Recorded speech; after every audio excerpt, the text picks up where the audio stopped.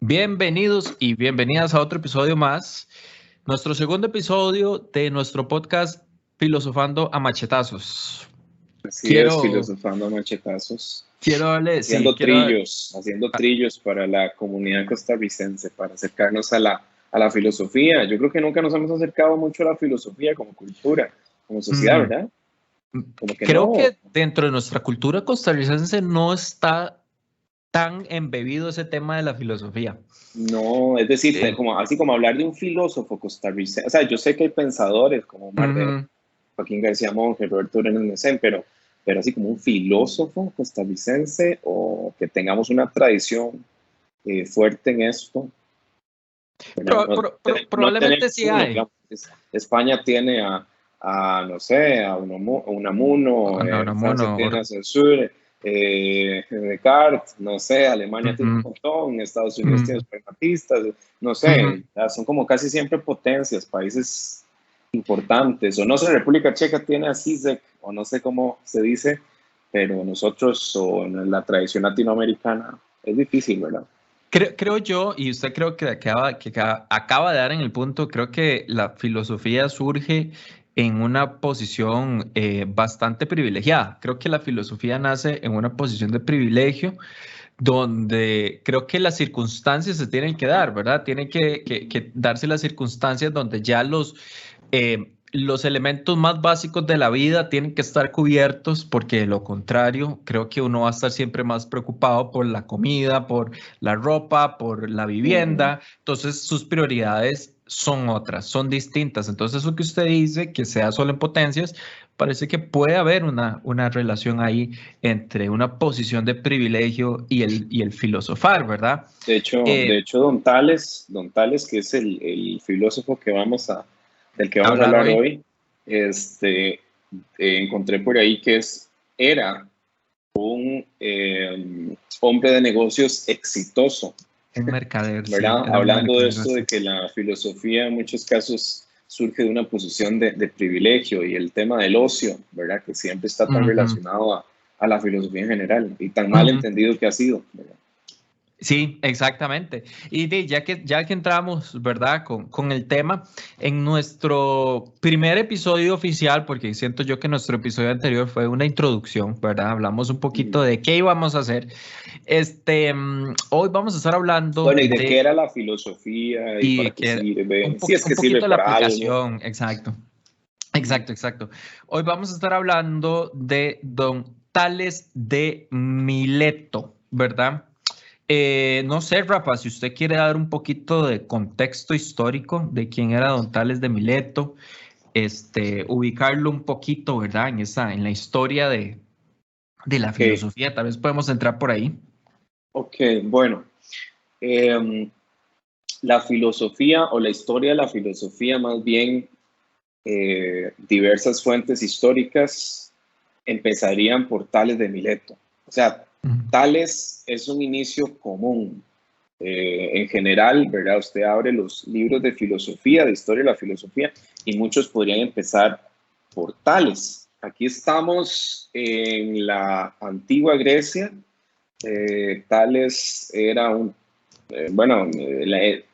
nació en la región que actualmente es Turquía, y yo creo que, bueno, los inicios para muchos filósofos, o entre más atrás nos vayamos, siempre está como más presente el mito, más que el logo, y con eso vienen también cosas que pasan a ser historia y que de pronto son como muy sorprendentes, ¿verdad? Que de pronto son como ¿verdad? Casi eso, como un mito, como que están revestidas de cierta magia y demás, entre más atrás se va uno. Con Tales, bueno, yo creo que con Tales tal vez no es tanto el caso en el sentido de que con Tales nace el logos, ¿verdad? El logos en griego tiene tres acepciones, que es palabra, tiempo y lógica, ¿verdad? Las tres cosas es logos, y con Tales es que se cree que, ¿verdad? Que viene ese paso del mito al logos, Pero sí pasa la cuestión de las fechas, ¿verdad? Que tal vez las fechas son como aproximaciones, no estamos tan seguros del, digamos, como del año de nacimiento o algo así. Esto va a pasar también en episodios futuros cuando hablemos, no sé, de Lao Tse o de otros filósofos, ¿verdad? Porque aquí estamos, digamos que alrededor del 600 antes de la era común, ¿verdad? Como para ubicarnos ahí más o menos, pero hay que hablar de aproximados, ¿verdad? Entonces, eso es un poquito el contexto, ¿verdad? De la antigua Grecia, de las naciones-estado, ¿verdad? De un mundo en el que, pues, ¿verdad? Como que siempre se ve como que la cuna de la civilización de todo eran los griegos, pero también la historia depende de quién la escriba. Y por ahí teníamos a los aqueos, aqueménidas, un montón de nombres les daban a los árabes, ¿verdad? No sé cómo denominarlos, ¿verdad? Pero a todos esos pueblos que estaban a la derecha de los griegos y que eran como los bárbaros y los incultos y los que arruinaban todo lo que es cultura, pero eso tampoco es tan cierto, ¿verdad? Y hay que ver que en el pensamiento persa y demás hay mucho valor. Pero bueno, eso es como parte del contexto. Ahora yo le haría, Josué, a usted la pregunta, ¿qué hizo este maje? O sea, ¿qué es la vara de Tales? O sea, ¿por qué dicen tantos filósofos? ¿Por qué dice Bertrand Russell? ¿Por qué dicen tantos que es con Tales con quien nace la filosofía? O sea, ¿qué es lo que él hace? Sí, creo que ahí es bastante interesante, ¿verdad? Porque bueno, estamos hablando o estamos iniciando un poquito con la filosofía occidental.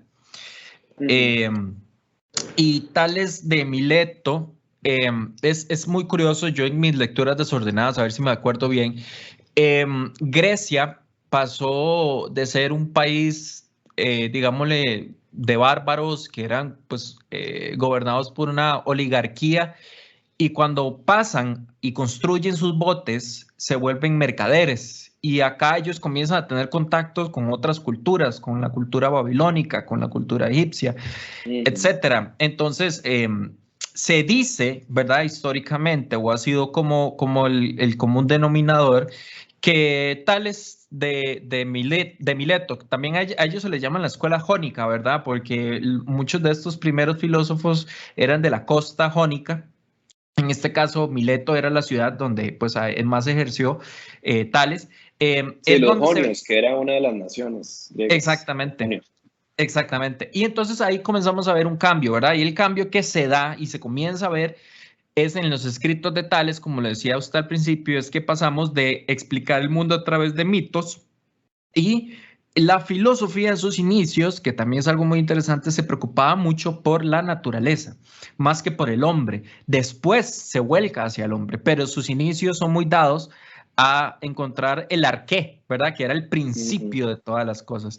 Entonces, en Tales es donde se comienza a encontrar por primera vez estos pensamientos. No nos llegan escritos directos de él, si mal no me equivoco. Se encuentran ciertas referencias como en historiadores como Plutarco, por ejemplo, y lo que se dice de Tales es que él veía en el agua como la esencia de todas las cosas. Entonces comenzamos a ver en Tales otra vez ese paso del mito a la estructuración, y comienzan a hacer este ejercicio más estructurado del pensar, que es la filosofía, ¿verdad? No se sabe exactamente, por lo menos hasta donde yo sé, si Tales de Mileto creía en los dioses o no. Hay gente que dice que sí, hay gente que dice que no. No se sabe mucho, ¿verdad? De nuevo nos llega pedazos y retazos nada más ahí de don Tales de Mileto, pero en general me llama mucho la atención porque recuerdo también haber leído que se le consideraba un hombre muy inteligente también, era un mercader muy habilidoso, muy bueno. Entonces, y su contacto con los egipcios, con los babilónicos, pues tuvo un impacto bastante grande en su pensar. Entonces, creo que la razón es que podemos ver en Tales como ese primer paso al pensamiento más estructurado, ¿verdad? Y alejándonos más del mito y ya pasando a un pensamiento un poco más moderno, un poco más occidental. Sí, digamos, como mucho en la línea de, ¿verdad? Hay un ejemplo que se pone mucho que es ¿verdad? Como en el dejar de, o sea, en el dejar de explicar ciertos fenómenos naturales o de la naturaleza, tal vez, ya no a partir de dioses y demás, sino a partir de ciertas variables y de ciertas cosas para los cultivos. No sé, ¿por qué es que no están dando los cultivos? ¿Por qué sí están dando? Bueno, tal vez no es que Zeus está enojado, sino que tal vez es que casi no ha llovido, ¿verdad? Es como ese tipo de cosas. Ahora, José decía lo del Fisis, ¿verdad? Y sí, tiene como una vocación muy metafísica, es decir, como buscando de qué están hechas las cosas, o cuál es la esencia última de las cosas, ¿verdad? Entonces, como decía José ahora, para Tales es el agua, ¿verdad? Porque si usted lo piensa, el agua puede estar en estado sólido, líquido, gaseoso. Entonces, como que tiene mucho sentido. Evidentemente las cosas no, bueno, hoy pensaríamos, la ciencia nos diría que no todas las cosas están hechas de agua, pero tiene como cierto sentido, ¿verdad? Que él dijera, bueno, dice yo que hay hielo y esto puede ser líquido y puede ser gaseoso también. Y por ahí van como estos filósofos, ¿verdad? Por eso es que se le llama monista, porque él partía de que la esencia última de las cosas era un elemento, ¿verdad? Y ese elemento era el agua. Pero hay un par de anécdotas, ¿verdad? De Tales que yo creo que son muy chivas, ¿verdad? Una es la cuestión, ¿verdad? Del eclipse, ¿verdad? Que Tales logra predecir en un día exacto, a una hora determinada durante una batalla. Ahorita no me acuerdo de quiénes estaban batallando, pero en una batalla específica. Entonces Tales dice, bueno, en este día, tal hora, se va a hacer de noche. Vamos a tener un eclipse de luna. Y efectivamente ocurrió, ¿verdad? Entonces, yo creo que, imagínense ustedes estar como en esa época y que este tipo diga eso, y uno lo que pensaría es que es un oráculo, que es un iluminado, un entendido, que tiene poderes especiales, que sabe el futuro, yo no sé. O sea, yo creo que en ese momento Tales seguro le dice a la gente, yo soy un dios, y la gente se hinca. O sea, imagínense el poder que este tipo podría haber tenido si hubiera querido manipular a la gente, diciéndole que eso era magia o que eso era un saber oculto, pero no, Tales es sincero, y entonces Tales les dice, no, miren, esto, es más, es tan sincero que no solo les dice, mire, esto yo lo sé porque esto es matemática, sino que además es tan sincero que dice, esto yo lo obtuve de los babilonios, porque tampoco, es que eso es otra cosa, o sea, tampoco es como que los griegos salen de la nada, ¿verdad? Hay otras culturas ahí, ¿verdad? Que tienen avances, conocimientos importantes, y los babilonios ya tenían, ¿verdad? Como ciertos registros, ¿verdad? En cuanto a los astros, como para que él simplemente, como para poder determinar que es un patrón, que cada tanto tiempo esto sucede, ¿verdad? Y entonces, de esta manera Tales pudiera determinar con tanta exactitud cuándo es que eso iba a pasar. Entonces, eso es algo muy interesante, ¿verdad? Ese cuento del eclipse. Y el otro es el del pozo. ¿El del qué? El del pozo, que No recuerdo ese. Que Tales se cae en un pozo por estar pensando y por estar viendo las estrellas, ¿verdad? Como una especie de forma de decirnos que los filósofos siempre están pensando, ¿verdad? En abstracciones, y siempre tienen su mente en el firmamento y en las grandes cosas, ¿verdad? Y explicándonos como de alguna forma que de ahí las distracciones, porque eso es algo que está en todas estas historias, ¿verdad? Que no sabemos si será, qué tan real será, o si esto es parte de esa transición del mito al logos, pero también, digamos, por ejemplo, en el carácter de Sócrates, cuando lo curamos, ¿verdad? Hay como ciertas caracterizaciones de la persona que filosofa, ¿verdad? Entonces, aquí en Tales tenemos una, es el que filosofa distraído. Sí. Y qué curioso, porque, digamos, también cuando usted mencionaba lo del agua, ¿verdad? Y que sí parece bastante lógico. Yo creo que no estamos muy lejos todavía, porque yo no sé si usted recuerda o todavía como que está muy presente en en el pensar de nosotros, ¿verdad? Los plebeyos, que, por ejemplo, no sé si se acuerda que decían, encontraron agua en la luna, hay vida, ¿verdad? Como que antes se asumía que si usted encontraba agua en algún planeta, ya esto equivalía a que había vida. No es así, ¿verdad? Claramente hoy la ciencia nos dice otra cosa, ¿verdad? La vida no es una sopa instantánea, agréguele agua y ya. La vida es muchísimo más compleja. Entonces creo que vean cómo tal vez alguien pueda ver a Tales diciendo así, el agua es el principio de todas las cosas, se puede reír, que tontos que eran los griegos, ¿verdad? En aquel tiempo, pero véanos ahora, ¿verdad? Unos siglillos después todavía ese pensamiento permea muchas veces. Aunque yo del todo no estoy como Sí, 100%. el agua es la base de la vida, ¿verdad? Porque Exacto. yo tal vez, no sé si lo interpreté bien, pero eso es una forma de ponerlo, porque yo antes decía, bueno, que tiene los tres estados, bueno, tiene tres estados de la materia, hay más estados de la materia. Cuando yo estaba en la escuela, Cuando nos estábamos en decían la que eran escuela, sí. tres, ¿verdad? Pero después en el colegio ya había más y ahora creo que han seguido saliendo más, el Bose-Einstein, no sé qué. Entonces, ¿verdad? Sumado a eso, también, ¿verdad? Como dice Josué, la gente cree que porque hay agua ya hay vida en otros planetas y de verdad, de alguna manera, porque nosotros entendemos que el agua es como un elemento, como el elemento base de que haya vida, ¿verdad? Y que estemos vivos y todas esas cosas que uno siempre le dice, ¿verdad? Que uno es 70% agua y no sé qué, no sé cómo sacarán esos porcentajes, no tengo idea. Pero... ¿Quién sabe? Yo tampoco lo sé, pero volviendo un poquito, digamos, tal vez ahí hay una noción que yo no estoy como 100% de acuerdo, y es sobre qué tan,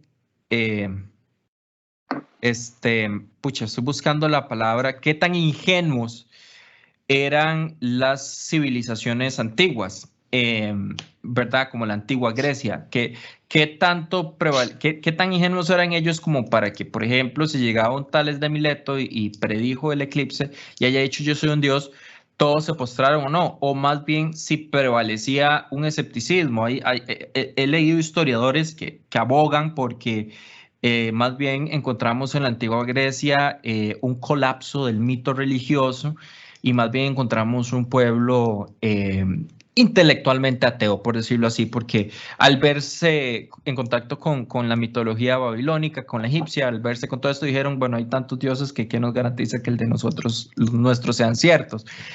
Homero con la Odisea fue un intento también, o fue uno de los primeros literaturas que encontramos donde tratan de unificar todo el panteón, ¿verdad? Pero tal vez mi punto es, yo no sé qué tan ingenuos eran en el sentido en el que pues se tragaban todo lo que les decían, ¿verdad? Como digo nuevamente, yo no puedo decir esto con certeza, hay cierto debate ahí sobre qué tan ingenuos eran o qué no. Sí, sí. Es que digamos, yo creo que, y para la gente también, el elefante el elefante en el podcast es Dios. O sea, en la filosofía siempre eso va a ser algo que está por ahí detrás. A ver, a Sócrates lo condenan por poner a dudar, ¿verdad?, a los jóvenes griegos. Es por eso que lo condenan, ¿verdad? Por no seguir las tradiciones de los dioses griegos, etcétera, etcétera.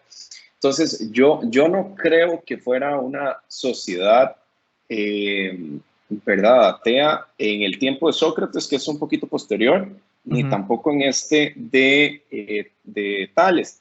Y además, hay un evento muy importante que es la revolución de Clístenes, que es una revolución con la cual Clístenes lidera a una clase baja para hacerse del poder, y es mediante esto que se hace o que tenemos el primer régimen democrático en la historia, en Grecia, en la antigua Grecia. Y esto también yo creo que nos dice que había una situación muy elitista, que la educación seguramente estaba, digamos, en manos de una élite, poquita gente que no tenía acceso a esto. La esclavitud estaba, eso sí, Cuando piensen en esclavitud, no piensen en personas negras, porque eso es una invención del capitalismo. Esclavo podía ser personas blancas de otros lugares también y no tenía nada que ver con el color de la piel, no por tener un color de la piel respectivo eso significaba nada en la antigua Grecia. Y eso, digamos, esa revolución, digamos, que se da en la antigua Grecia, instaura la democracia.